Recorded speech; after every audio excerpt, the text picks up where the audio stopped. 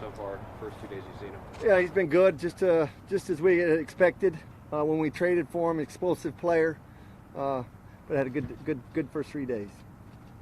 What was it like for you being back in Napa? Was it like kind of a bit of deja vu? Yeah, a little deja vu again. As John said, you see a lot of familiar faces, whether it be with the media or with people in the building. So that makes it familiar, makes the transition, much easier coming back.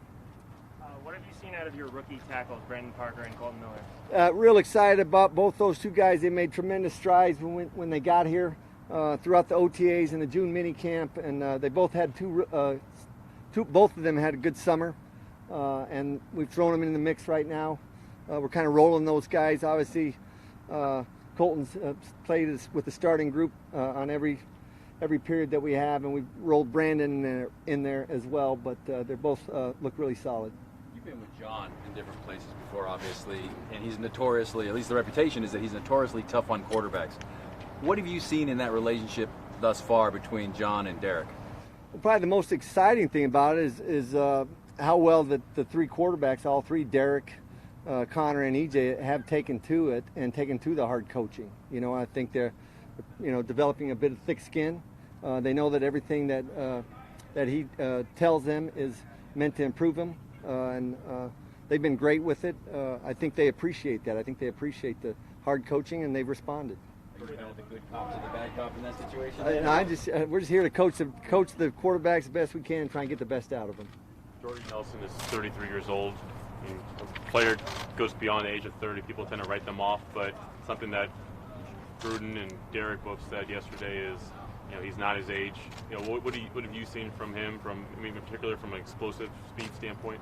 Yeah, I think as we've seen the first 3 days, if you've been out here, he's made some impressive catches, and he's shown exceptional speed after the catch. So, the trick to those players to me is how you manage them throughout the season, so that their legs don't get worried. So we've got a number of veterans that we'll keep an eye on throughout training camp and make sure that they get to the regular season fresh. When you look at your wideouts as a whole, seems like they obviously share some traits, but some of them have different strengths. Does that help you when you're creating plays for these guys, that you have a deep guy, you have a good route runner, you have good hands? Yeah, we have good slot guys. Certainly, I think that's part of it in putting together the roster. I think with what John would like to do creatively, offensively, and what we're doing, I think he's done a good job. I think we've done a good job of bringing in players of different strengths, and we're able to get in and out of different personnel groupings, and I think that'll allow us to keep defenses off balance. What have you seen from the running game so far? I know it's kind of hard to judge when they're not in pads yet, but what have you seen in terms of opening up the running lanes for Marshall? Yeah, it's difficult, as you said, without the pads. But again, right now, especially when you're first starting out, it's about assignments and mental errors. And as we've gone through 3 days, we've had very minimal mental errors. We'll find out more once we get into some of the live work. But we've been pleased right now with where they're at mentally. Do you think Amari can make the jump to get the level of Odell, Julio, and why, if so? Yeah, we do. Again, he's a very productive player at Alabama. Been a very productive player here in the NFL and with the Raiders, and I think just getting him back on track and him staying healthy will be a big part of it. But he came in tremendous shape. He's a guy that loves the weight room. He's bigger, stronger, and healthy right now, so we're excited about that. Greg, you were with John in 2008, which was, I think his last year before he went to TV.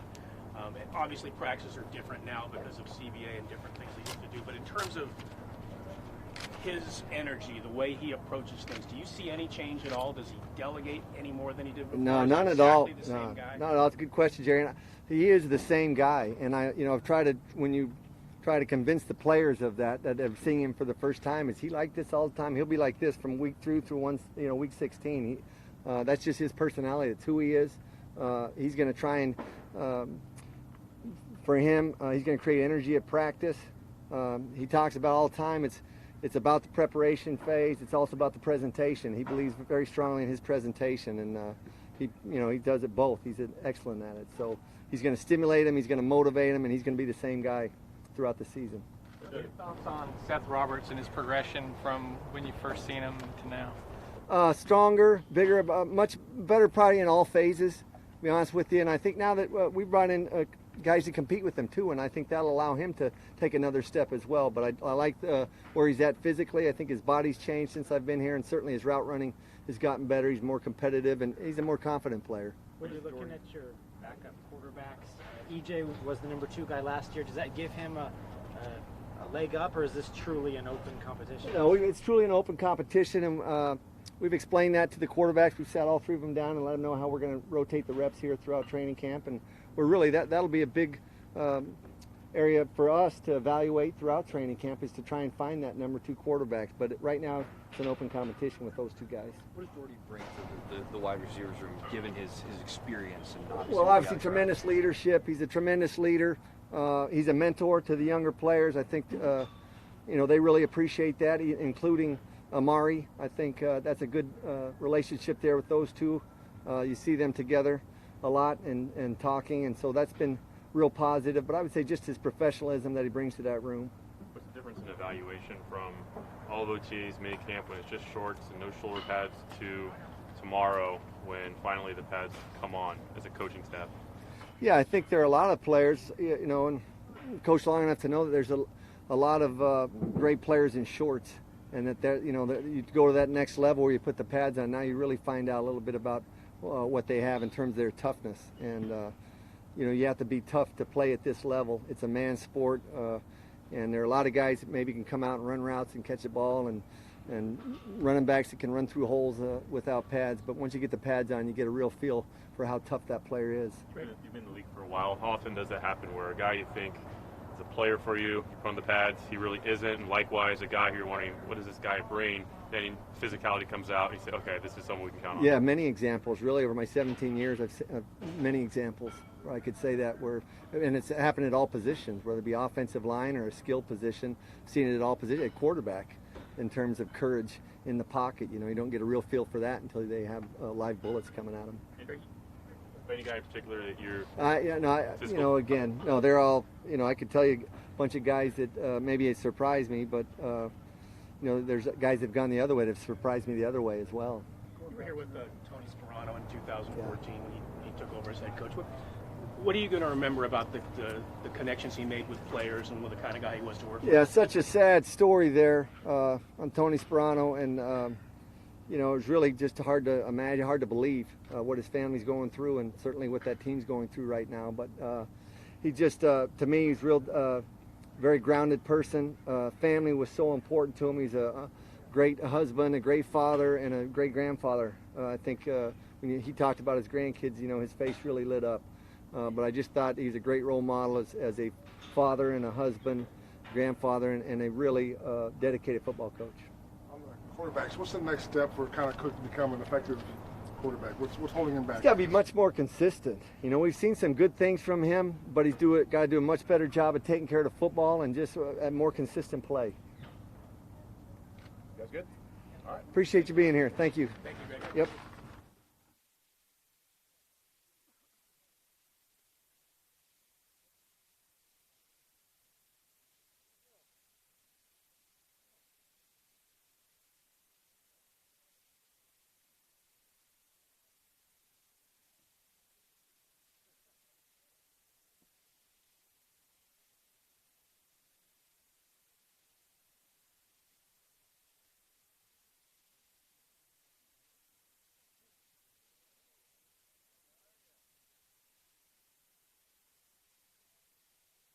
Questions? I hope y'all got a few questions. 2 new rookies starting or coming in. Colton Miller's on the starting line. What have you seen for both of them? Colton looks real good right now. We still got a lot of work to do. It's our first time working together. So just like knocking the rust off on double teams and stuff like that. Making sure we're going the right way. Just like the little things rookies go through, but. Physically, his development, his understanding of our play calling, the game, like our scheme, he's way ahead of where I would have been at this point in training camp my rookie year, so he's looking good. Brandon as well. They're just smart guys, I wasn't that smart, so they look good. I think we have a really good chance. Miller tested 99th percentile at the Combine in the last 3 years. What can you say about his athleticism? He's real athletic, man. Just like his pass set, lateral movement and stuff like that. He's such a big dude, it takes you by surprise. He's really athletic. I don't think that's ever going to be a case with him getting beat him just like somebody running around him or anything like that. With a guy like that, it's going to be him working on his anchor, just being in the weight room and getting stronger and stuff like that. But as far as like the framework of, being an elite left tackle, he has the tools there. And I think it's really just up to us to, get him where he needs to be. With the obvious strength of the interior offensive line, do you think drafting these 2 tackles is going to solidify your line as one of the top units in the league? You're talking about our defensive line? Or your offensive line? Drafting Miller and Parker. Oh, as far as like solidifying your entire tackle line? spots around a great interior line. Honestly, I think it's just good competition in general. I think as many good offensive linemen that you can have in one room, the better, because we all learn from each other. So, I think that was a strong move by our team to kind of focus on continuing to build on the strength of our team. So, I'm really happy with what we're doing right now. Kelechi, Tom Cable came here with kind of a reputation of being this zone blocking guy. He explained to us that maybe that's a little overblown. I can teach other techniques. Mm-hmm. I'm curious as to how much you guys are going to change with Tom as your line coach in terms of technique and the way that you block. I don't think too much is going to change. I think he's a guy that's a stickler for detail, so that might change as far as him wanting to have verbiage as far as like where you're putting a foot or like, an inside hand. He has like a lot of like verbiage, a lot of wordage, and goes stuff over and over and over again, which is a good thing. So I think it's like a mental task that's going to be more difficult, but he also is a smart guy, and he's obviously going to try to like stick with the strengths that we have. We have some big, strong guys, and we're going to be running like zone and stuff like that, but it's not going to be lateral. He never wants to be lateral. It's going to be more downhill, It's going to be more lateral than downhill. It's not going to be running from sideline to sideline, and that's something that he's been talking to us about. It's not like one of those things where you hear that, like zone, we have these big guys, like they're going to be running side to side. They're not really good at that. He's still going to allow us to attack people based on how dudes are lined up. So he's kind of had this reputation of being kind of a place where the linemen really flocked to him every place he's been, and kind of when he was a head coach here, the linemen just loved him.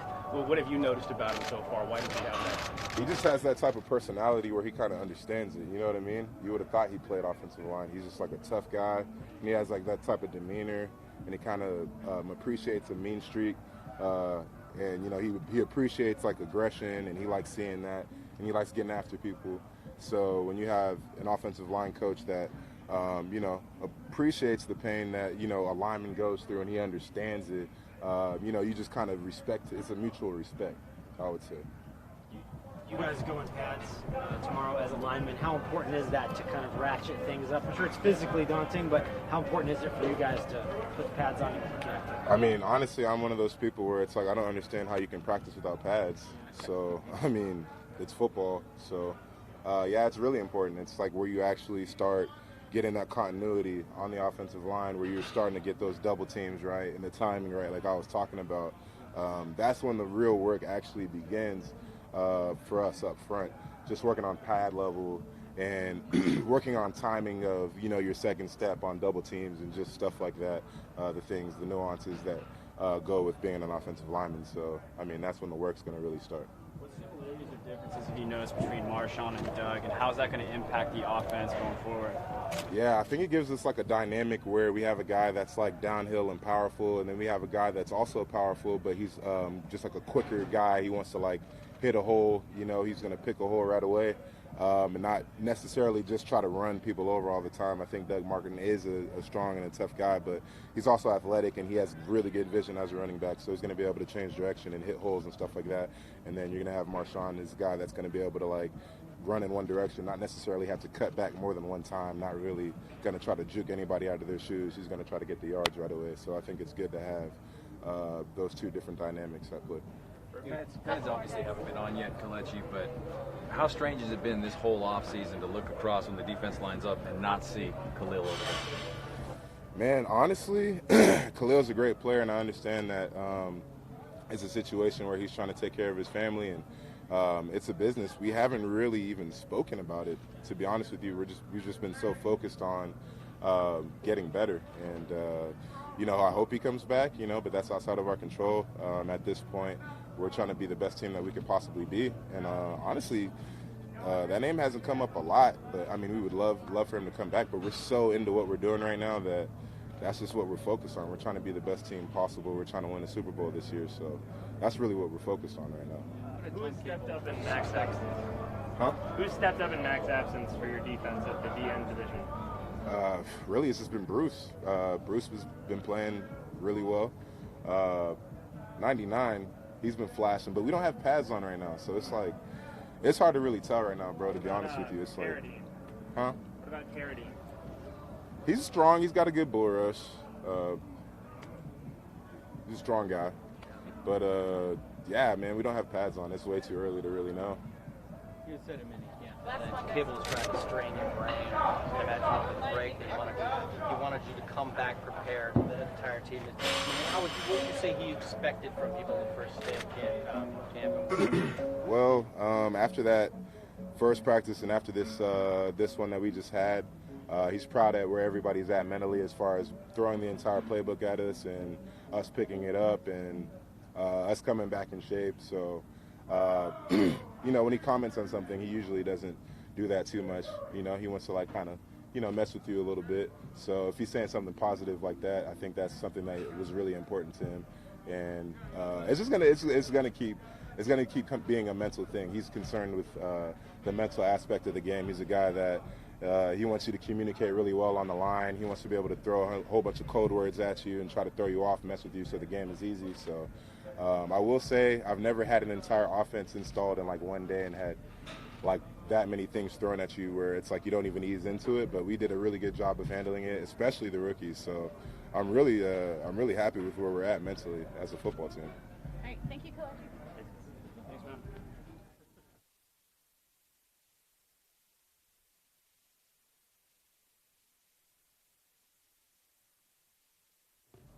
All right, guys, questions for Dad?